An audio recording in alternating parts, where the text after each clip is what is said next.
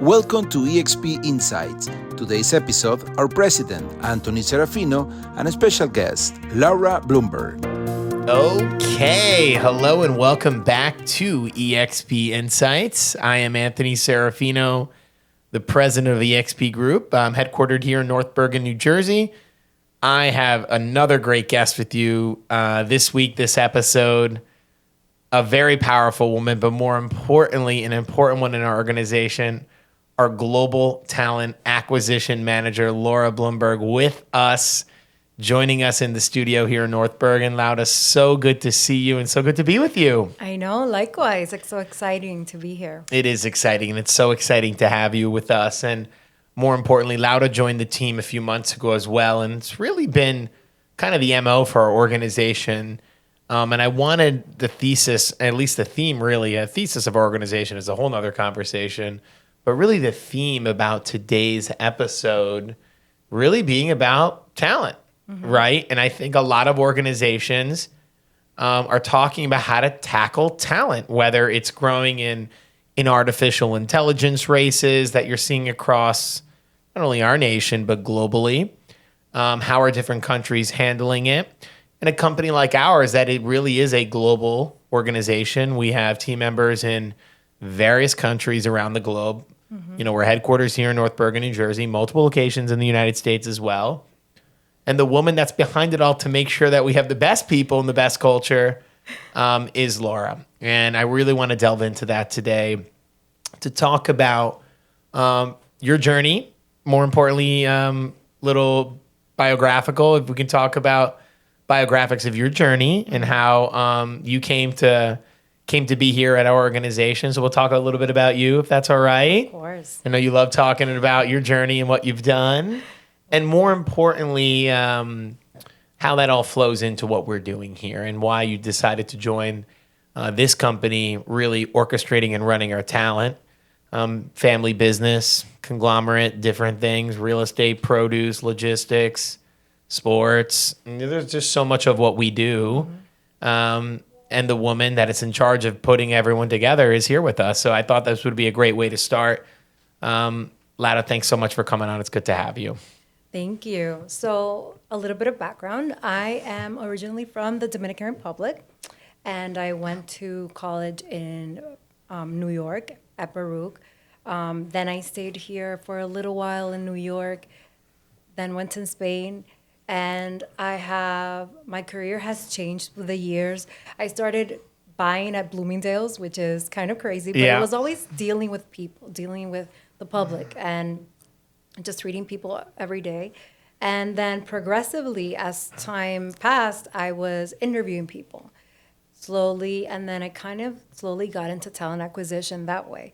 In all of my different roles, I was interviewing people, maybe because I was just a hiring manager, not because I was the HR person, until an opportunity came and I was the HR manager. And it has slowly progressed into talent acquisition, which is the idea of not only hiring good people, but retaining that talent, attracting that talent, and really, giving them all the resources to be successful. You said something, Laura, that's so important. There's so much I want to drill on there. First of all, Bloomingdale's, I love that. But more importantly, there's a whole nother thing about acquiring talent and then retaining it. And I think a lot of organizations either struggle with both, really strong in the other and poor in the other, or really weak in both, right? And I think at our organization, we kind of try to tap into a low attrition rate, right? Turnover rate for organizations now you see are higher than ever. We try to have a low turnover rate. And I think that's the best compliment you can get as an organization is, wow, a low turnover rate. What do you do with that? The culture you foster, how you nurture that culture. And it's really embedded into our values at our organization is nurturing a culture. And I think you mentioned about retaining talent, but more importantly, acquiring talent. And I really wanted to kind of delve in that a little bit more. What do you think, two-part question, what do you think is more difficult, if they're both equally difficult or whatnot, either retaining or acquiring? And your experience at Bloomingdale's, I'm dying to know about it a little more and how that made you the woman you are today. Yeah, of course. So I personally think attracting talent is more difficult because you might have a great environment, but are you projecting that necessarily? Do you practice what you preach per Right, se? right. And so, or sometimes, you don't have the correct processes in place to show the world that what a great company you are, what, because of whatever that might be. But, if you really have a good culture, which, that's something EXP is so great with, really, it comes, and what happens really here is that it's all because of leadership, and it creates a ripple effect, right? So if leadership is positive, it's all contagious, and it goes down, and then the whole organization, is going to be positive. So I think it's harder to attract than to retain, but both are very difficult. Yeah. Because there's so many outside sources, and sometimes, what they say, the grass is, greener on the other side. That sort of thing happens, and then you leave, and you're like, oh wait. Is it actually greener? Yeah, exactly. So- a lot of times it isn't. So We see that quite a bit, and I think the biggest thing for an organization is understanding what the culture is, right? And I think that you mentioned it really well, leadership. It's easy for me to say this on the right side, or if you're watching at home, the left side of your camera, but sitting at the right side of this table and understanding what leadership is and what that entails, the immense responsibility that leaders have to really not only project the vision in an organization, but actually kind of talk the talk and walk the walk at the same time, and really practicing what you preach. Because I don't know about you, Laura, when you walked in through these doors at spending time here at headquarters, you could kind of see what we're about, right? And you really walk in and see. And when we attract talent, when we look for talent, I always tell people, come see us, right? We're coming out of the pandemic, half a decade ago now. Crazy that it's been that long.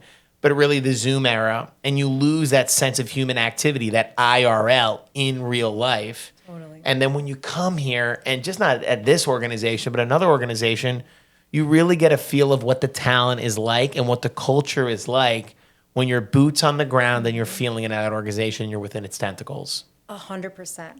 And I think that's also one of my biggest challenges. Like, how can I protect this close-knit family culture that we have while we scale, right? Because that's something that we want to maintain.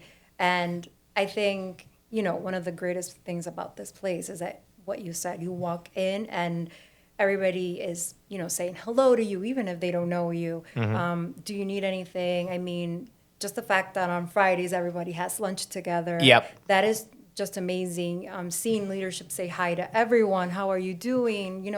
That really sets the tone for everything else. You mentioned something, Laura, and I wasn't going to bring it up, but I'm glad you did. Something we do at our organization is we do Fridays communal lunch, because, given my father's Italian Sicilian background, what is the one thing that Italian people do? They break bread. And I think when you all eat lunch together, and there's only so many people that can eat lunch together, right? Right. There's 50, 60, 70 of us breaking bread and having lunch together. And I think doing that in a common setting in the office, I think is so vital for what we're trying to do, because that's part of nurturing culture and building character. And those are the things that we do. But I want to talk a little bit further about something you mentioned. And I think the biggest thing that you mentioned is, as you grow in scale, is keeping the fabric and identity of that organization together. And I think you have the toughest job really out of anyone in an organization, because every department is looking for more, right? You're growing and scaling. Leadership has KPIs. Obviously, we'd like to be a large-scale company. We want to do it the right way with our values intact. But how do you scale and grow a company with really keeping what the company is about, its mission statement, its credo, the pillars, fusing all that together as you become a multidimensional organization is so difficult. It is. But I think it's about being intentional, right? So Intentional. I like that. are we, we are growing, and we are putting together structures that let us, grow and scale, but still maintain that, close-knit environment. It's not always going to be, like it was 20 years back, but we try to be intentional about who we hire and how we hire, and, that they also represent the kind of people that we want our team members to be. You mentioned something about how it's changed throughout the years. 2 decades ago, how is hiring changed? How is talent acquisition changed? Being that manager that oversees it globally, but we're mentioning about we want to be, I always say this, sorry to interrupt, but I always say this about being the company of tomorrow, not being the company of yesterday, right? And how can we be the company of tomorrow? It's understanding what the trends of the industry are, but acquiring talent of yesterday is not the same way of acquiring talent tomorrow. So maybe talk a little bit more about how has the talent acquisition game changed per se of 2 decades ago? Right. And I think even the whole talent acquisition wasn't a thing before, because before you just hired people and if they stuck around, that's amazing. But now we want to attract that top talent. How do we do that? We have 401k, we have different avenues of exploring that. Before you used to go to maybe a school fair or college fair, and It's true.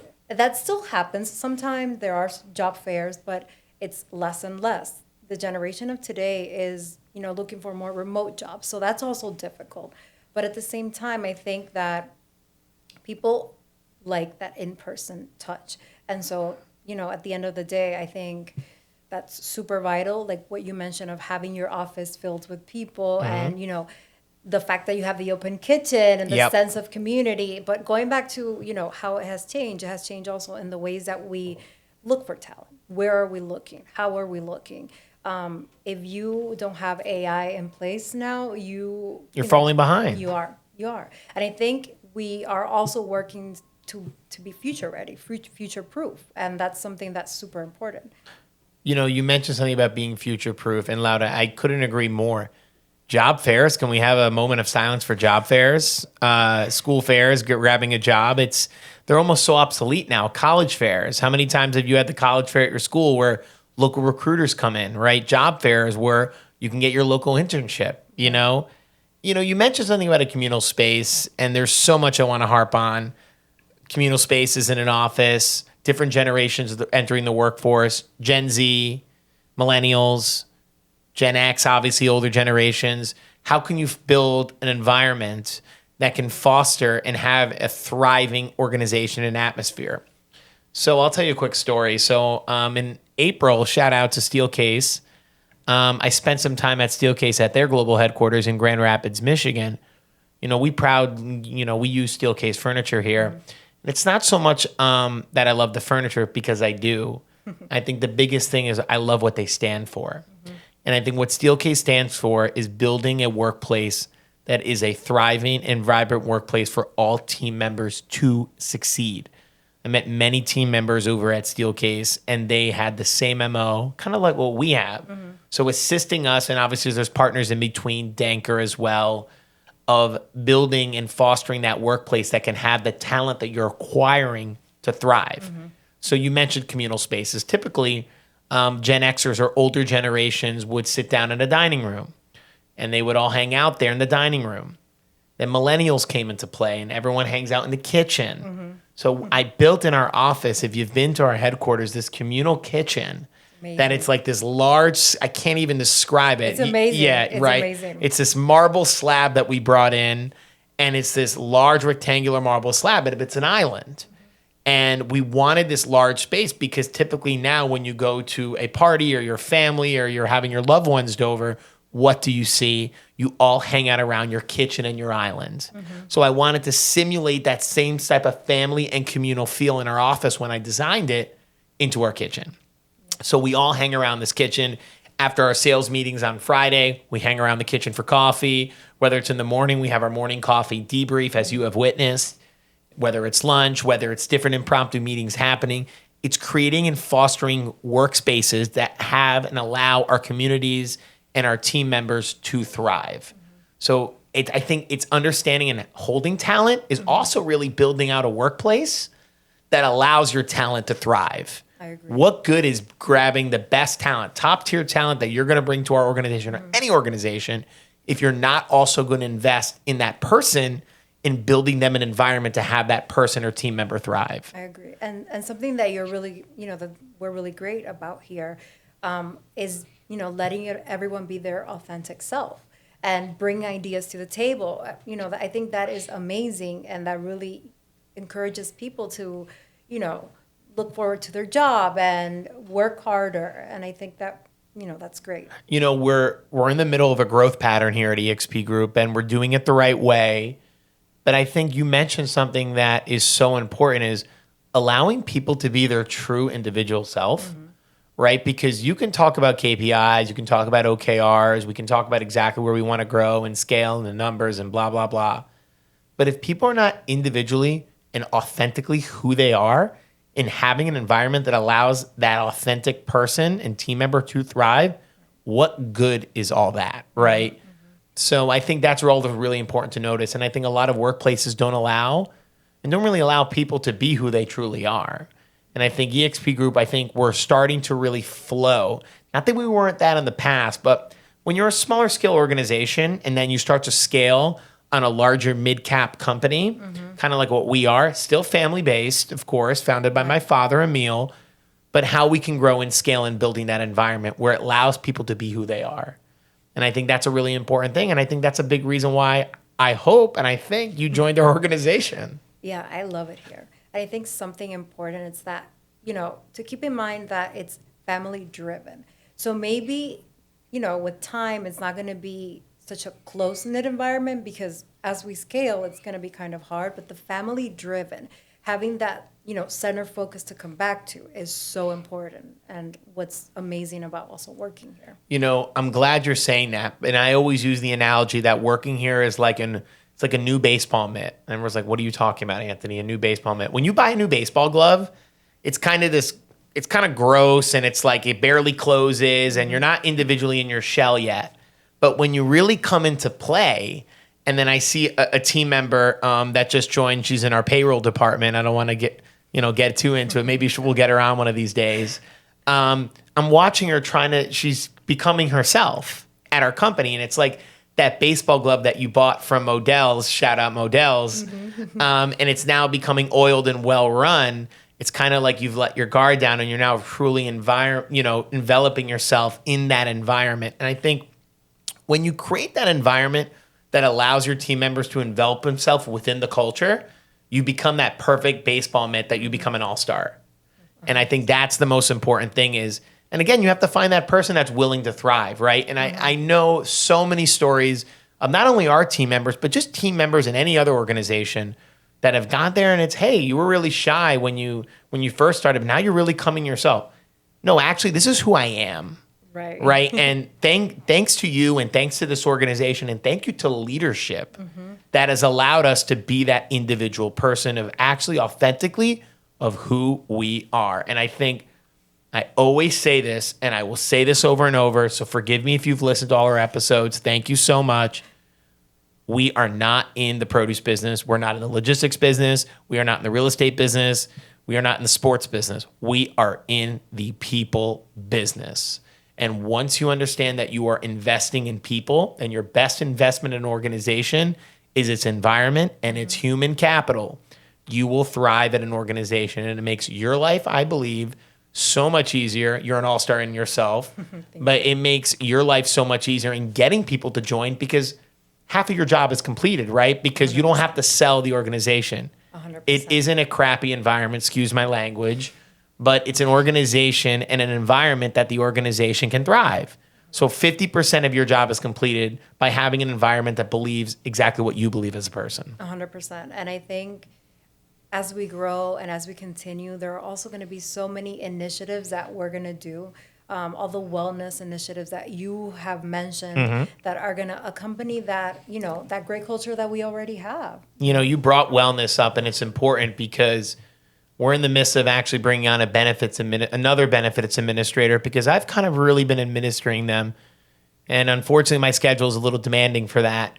But having a person that we're really not only invested in your job, but we're invested in your physicality, mentally. The biggest battle between the ears. Are you in a proper mental space? What can we do better to making sure you're in a mental atmosphere to also thrive, right? 100%. Because you also need to have a good headspace as well. So benefits in an organization, it's not so much of the 401k, it's not so much of the cash balance plans. It's providing a workplace, whether it's healthcare, whether it's maternity, whether it's paternity, paid maternal leave. I mean, we can have a whole episode about how important that is. We were just in a meeting today talking about how important paid parental leave is, Right. how important it is to have paid not only maternal but paternal. 100%. Something we have to be present in, because when you're present at home, you're present in your work.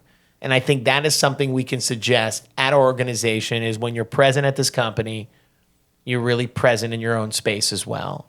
And I think those two things have to really be congruent as well. But I know we've had such a great conversation, so I want to leave you really maybe with 3 things you can leave kind of our listeners about what you would recommend to a growing, someone that strives to be a woman like you are, Laura, of a growing and ceiling talent acquisition manager. What should they be looking for? How can you break into the space?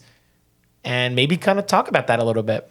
Of course, yeah. So I think this is very vocational. I think it's about really loving people and wanting to, help them thrive. I think is the key to really being good at this job. Because there is nothing that makes me happier than when somebody joins the team and they are doing a fantastic job and you're seeing them thrive, and there's a sense of satisfaction there. I think some people think this is just about recruiting, and it's not about that. So I would encourage people to take all the opportunities, even if it's starting as a hiring manager, and interview. That's like kind of the first stage of it all. But I would say that that's one of the biggest things, to take all the opportunities you can to talk to people, and try to see what you like most about talent acquisition, because inside talent acquisition we have what I said: staffing, retaining, attracting. There's a little bit of everything.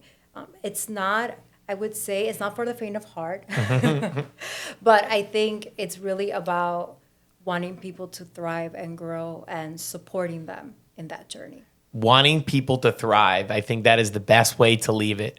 Is there's nothing more fulfilling for a global talent acquisition manager, or even an acquisition manager, than seeing the fulfillment of watching their people that not only do they place within that organization, is watching those people thrive. And I think thriving people is a thriving workplace, is a thriving organization. 3 things that we're going to go: thriving people, thriving organization, thriving environment. I can't even stress it enough. Laura, thank you so much. I could talk to you all day. Same. Laura Bloomberg, our Global Talent Acquisition Manager here at Exp Group. Thank you so much for listening, and we'll catch you very soon with our latest episode. Thank you so much.